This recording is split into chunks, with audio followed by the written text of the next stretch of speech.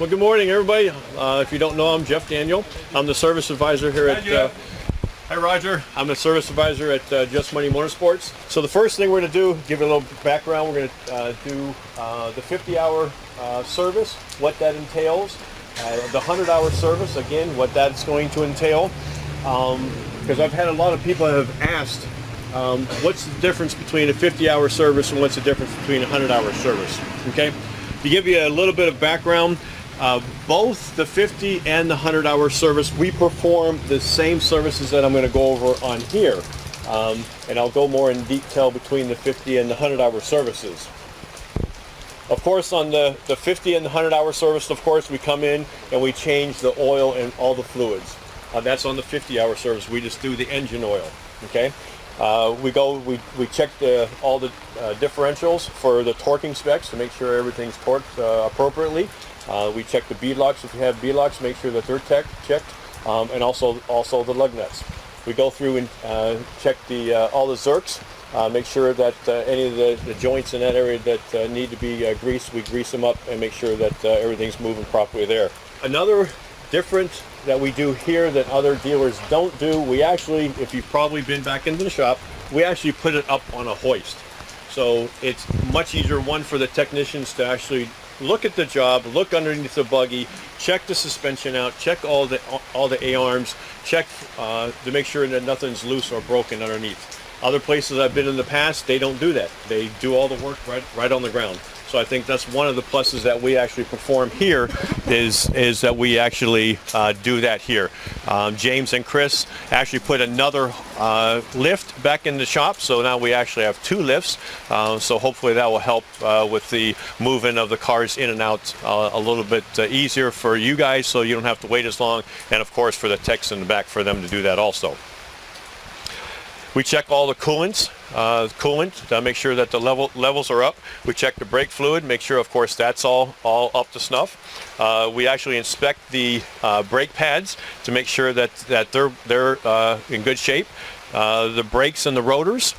We check the brake lines, make sure that there's no frays in the brake lines. Again, we go back and we check the chassis for anything that's been bent underneath any of the A-arms. Trust me, we've gone through where people have said, well, I just need a 50-hour service, and we found, well, you need some brakes, you need, I don't know if you've noticed, you've got your lower A-arms been damaged and bent.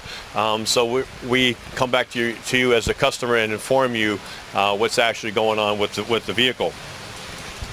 Again, like I said, we torque all the suspensions. We rotate the tires if you ask. A lot of you guys are now changing all the tires to be the same size. It is a good idea to rotate them if you're driving on the road a bit. As you know, that the road is actually bowed, so that's why you're actually getting wear on opposite sides of the tires on getting them, they're wearing unevenly because of the road. So it's good to actually rotate the tires and do that to help the length of your tires. Of course, we check the battery, make sure the testing of the battery is good. We check the terminals, make sure that they're clean and got a good connection. Check the air filter, of course. As you are probably aware, or you may not be, the S&B particle separator is probably one of the most important aftermarket product you can probably buy besides anything else to save your motor. I've been selling them for about 4 years now when they first came out, and as you know, it's a myth, oh, it's not going to work, yada yada. Well, we've had a lot of people come back 1,000 miles, guys that are racing in the desert, and they have very, very minor dust in their air filter. So if you haven't done that, that may be one of the things that you may want to look into.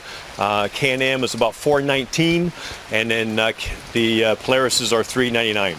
So that's what we actually do on the 50-hour and the 100-hour service. We check the belt also. I don't know if I did mention that. We inspect the belt on everything. We clean the belt. We clean, not the belt, but we clean the clutch area. We Scotch guard the clutches itself to make sure that it give you longevity on your ride. So a lot of other dealers don't do that, or if they do that, they charge extra, and that is including within your services. Now the biggest difference between the 100 or the 50 and the 100-hour service is what we actually do on changing the oils. We change all the motor oils, of course, on the 50-hour service. On the 100-hour service, we go a little bit further and we change the front diff, if you have the front diffs, and then of course the rear. So we do all the oils on the Polarises and the Can-Am on the 100-hour service. But you still get the same other services that we perform on both of the services, on all the inspections and all the torquing and so forth. We're also going to be doing what you guys, we've had a few people have asked, if you're selling your vehicle or if you're purchasing a vehicle, we're going to do what they call a pre-purchase, or if you want to call it a pre-sale or a pre-sale of your vehicle. We will do the same thing and go through the buggy, give you a printout of what we've actually done for you. So when you're out there trying to sell the vehicle, the customer, as if I'm buying your vehicle, can say, hey, well, they've just had their 50-hour service, 100-hour service. This is what they've actually gone through and done for you. So at least it gives them, the person that's purchasing the vehicle, a little bit of peace of mind. So when you're selling yours, Dave, and it's a great looking vehicle, but as you know, a lot of vehicles look great, but you have to go a little bit further to see how the clutch is, how the suspension is, all that kind of stuff. So we're doing that also here. So get the word out. If you guys are purchasing or want to buy a vehicle, we're definitely here to assist you on that part also. We also just, James and Chris just purchased what they call, it's a Buds program. That's for Can-Am. So we can actually hook your Can-Am up to a computer to see when you guys bring it in and say, hey, this code's come up, this is going on, this is what I'm having a fault of anything. We can actually pull it up on the computer now and actually get a little bit more technical for the guys in the back to actually diagnose what's actually going on, which again saves time and saves money for you guys and for us. We've also done it for the Polaris.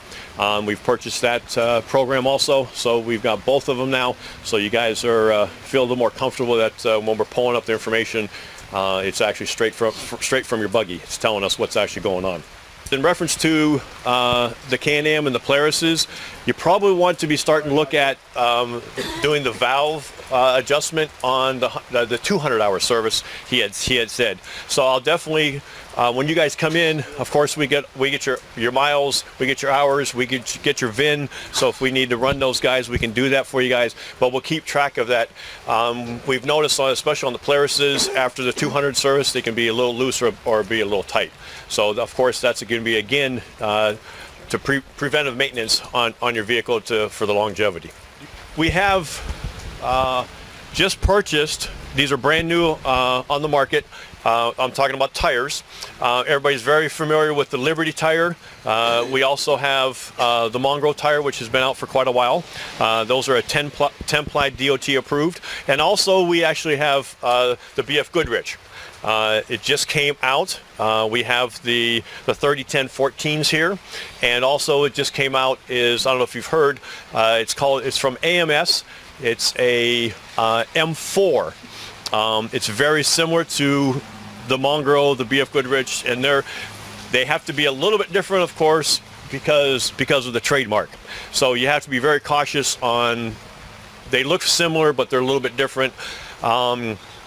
The weights are very similar. I went through and checked what the manufacturer weights are, and they're saying between 30 to 33 to 34 to 32. It just depends on which website you go to. So they're very, very similar on the weights, because I know that it's very important for you guys. Weight mass, rotation, and so the Liberty has been a choice from the store for quite a while.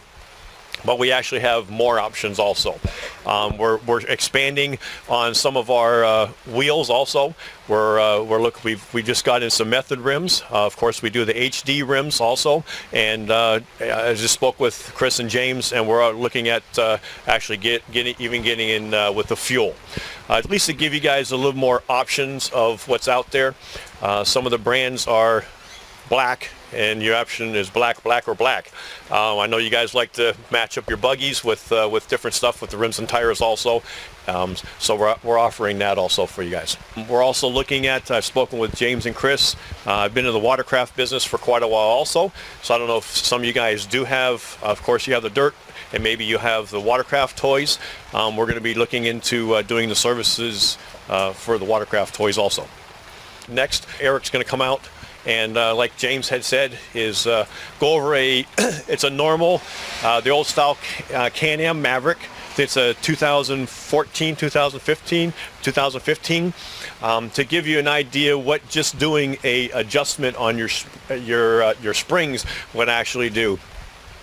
We've been dealing a lot with shock therapy. We do a little bit with Walker Evans, and just to give you an idea, an average, depending on the model, an average changing all 8 of your springs, you're at about $1,000, give or somewhere on there. We like to have you do that first. We ask you a lot of information on your vehicle and your weight, the passenger weight, how many passengers you have. We actually go and down to, you know, how much weight do you put on the buggy? Do you have a spare tire? Where the spare tire is? Do you have fuel can that you carry with you? Because when we send the information to shock therapy, they're actually getting those springs specifically for your particular buggy from the information that we give them. And then we actually go to the next step is we'll actually put, I know a lot of you guys have already, is we're actually putting in the Walker Evans links, which has made a big difference on the rear end of your buggy.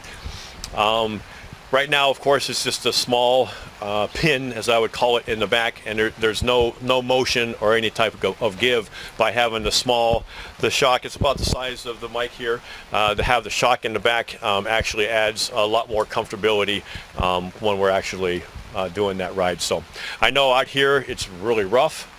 We have huge issues out on the washes, definitely different than other places that you've probably been at. So we try to customize your ride specifically for your car, your riding ability. Do you ride hard? Do you not ride hard? So we're trying to make the best out of the best ride for your buggy. Basically, we're just going to reset this car back to the Fox shock setup. So we'll be able to take the measurements of what it is now and then adjust it, and you'll see the difference in the ride height, and then that'll give them a better riding experience, right? I just went through all the clickers. They were a mess. They weren't right at any, you want to keep them the same from front to rear. If you mess with your clickers in any way, you don't want them to be different from left to right. Front to rear is okay, like, 4 clicks, 2 clicks, blah, blah, blah. I'll explain what I did that in a minute. I just wanted to get with the initial what I saw by looking at it. Now, on the rear of this thing, it has an actual true dual rate spring. Basically, there's a crossover ring right here. So your combined spring rate, your 2 springs are softer than this spring alone. That spring, I'm going to throw numbers out there. If you have a 300 and a 300, your combined spring rate is actually 150, so it's soft. As soon as it hits that crossover, you change from 150 to 300. That's what starts to slow the bottoming out effect. So the crossover, we'll adjust that here in a minute. One, we want to get the ride height first. The front on this particular car, most of them aren't true dual rate. You're running on dual rate all the time. You have 1 spring rate, that's it, because there's no crossover ring. The only time this spring rate is going to come into effect is when that hits basically it coil binds the spring. That's when the spring coil binds it. It's all the way bottomed out. You really don't want that. So we could convert this over to a true dual rate by just putting crossover rings in there. Your factory spring rates and your factory settings, it's a generic.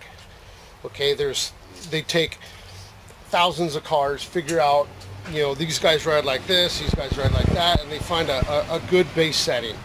As far as aftermarket springs go, Shock Therapy has done hundreds of hours of testing, and they've documented all of it, and that's why you can always benefit by doing a spring upgrade, going to the true dual rate, because you'll have your cushion of your nice soft spring rate, and then you set your crossovers. You want them basically as soft as you can, but keeping yourself from bottoming out. So you basically would start lowering them slower and slower and slower to try to combat your bottoming out. But you want them as soft as possible so the suspension is just doing its thing and you're not feeling it.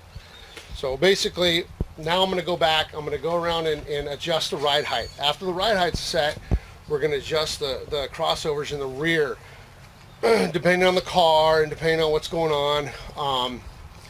Like I said, everything's a base setting. Everybody's car is different. Everybody's ride is, I mean, car to car is actually different. Even with spring rates and stuff, we've had them all over the place. So they give us a base setting. We set it at the base setting, and at that point, measure ride height, and at that point, that's where we finalize whether we got to go higher or lower. That's where we set them. Just out of experience, like Polaris razors, you go 1-to-1 pretty much. If you need 2 inches, you're going to put about 2 inches in. The front's about half. So if you want an inch, you put about a ½ inch in. You'll measure from the shock cap down to the top of the spring where the plastic, it keeps the spring sliding rather than trying to knock the nuts loose. When it was sitting there, I noticed these crossovers were higher. I think I did when I first started. I explained it to you. If you want everything equal from side to side, not front to back, side to side. So What do you put it at, Aaron? I'm going to put it about 4 1/4, okay. And then we'll measure from there. I don't want to go too much. So by watching this, you're actually finding out what these guys actually do in the back. So when you come in and say, hey, I need my shocks adjusted. I went to exactly 4 1/4. This is what they're actually doing. Now, some of these things literally are so stubborn, we have to take them off, compress the springs in order to move them. Some of them just will not move. As far as your factory vehicles go, I'm trying to gauge on how much preloads. Without numbers on the springs, I can't tell you how long the springs are, which means I can't calculate how long that is, so I can't even tell you how much preload is actually in it right now. I can tell you how much more I'm putting in it, but it could already had an inch. Me personally, 1.5 inches, 2 max. So what we're going to do with this car is we're going to set it all to the factory base settings, what they recommend. Then, you know, they're going to give me feedback. Roy and Stacy are going to give me feedback, and I'm going to say, okay, well, is it a little rough? Is it bottoming out? Blah, blah, blah. And they're going to tell me what they think, and then we'll try to adjust accordingly. Justin from Shock Therapy, the last set of shocks he put on our car, he said, look, they'll be 80%. He said it'll take me a year and, you know, 6 test sessions to get them perfect. I guess we could talk about clickers at this point, your high speed, low speed adjustments. Okay, some of the shocks have it, some of them don't. These particular shocks have high speed, low speed, and rebound.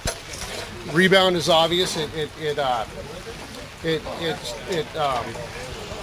As fast as your shock comes down, that regulates how fast your shock comes down. Some people think that the rebound's too slow. Some people think it's too fast. Oh, my car's bucking, it's too fast. Well, your shock could be packing, which means your compression's too slow, not enough compression in it, so the shock or the wheel keeps packing. It gets up higher and higher, and it's not rebounding fast enough. People will confuse that with too fast a rebound. Not really. So there's a lot of misconceptions there. To me, it's easier to visual it, see it, watch it, see what it's doing, because you'll see they go ripping through the whoops, and the tire just, you can see it's not rebounding. Well, you have too slow a rebound at that point. You want to back it out and let that tire come down. Basically, you want as fast as you can, fast a rebound as you can without it bucking. Your low speed does stutter bumps, slow like landings of jumps, slow G outs. That's your slow speed. Basically, any setting you want as minimal as possible. The more valving you put into something, it makes the oil hot because you're squeezing it through a bunch of shims. You're basically squeezing it through these really small holes. The tighter you make those holes, harder it has to work. Heats up. Once it heats up, it gets frothy. Then it stops working on. So you want to try to combat your bottoming out with your springs and your crossover heights. Then go to your hydraulic settings, basically your high speed, low speed. So be it. High speed is your, I messed that up earlier. I said low speed is your stutter bumps. High speed is your stutter bumps. That'll heat your shocks up faster than anything. Basically, you want your high speed as backed off as far as you possibly can. What'll happen is if you start putting a little bit of high speed in there, you're hitting the stutter bumps in and out of the turns, you notice the car starts to walk around. That's because it's too stiff. You want to back that out a little bit, slow it down. High speed is also your big whoops. So sometimes you have to put some in there. Well, you'll notice you start putting too much in there, then the car starts walking around on the stutter bumps and stuff. So there's a lot to that. That's why I swore on shock therapy. They have done their homework. The guy lives in the desert. He's got a test track. As soon as the cars come out, he gets them, does them. I mean, he's got it documented. So he's really good on what he does. There's a lot to adjusting your shock. It's a lot of trial and error. If anybody's going to attempt to start tweaking on their high speed, low speed, if you have them, or the rebound, you want to mark where it's at. You want to know where it's at. Document it. I have all this stuff documented in my folder for the race car. I know where this is at before I even go to certain tracks or whatnot. The way you measure it is you'll turn the screws all the way in, and then how many turns out. You start from all the way in, all the way tight. So these ones are all set at, their base settings were 2 out. Everything was 2 out. So I went all the way in, backed it out 2 complete rotations. You really have to roll the car, let it settle. Reason being, you have tow. When you let the car down, the tires need to spread out, and it can't do that without rolling. Sometimes it takes 2 of us to turn these things. Hold on, I got mine going. It went a little bit. Yeah. These things are extremely sharp, and we've torn our fingers up. That's why I really won't even do it without gloves. So we are 13, we are 5/8. So you're 13 and 5/8 on the front? Okay. Where do you go back here? Right to here. Right there. Okay. Yep. So your back is at what? 13 and 7/8. So 13 and 7/8 is at the back. The worst of the worst. It's a testament to these vehicles. They're really, you take care of them, they will go the distance. So at this point, dude, I think we're pretty much set with any ride height. Like for instance,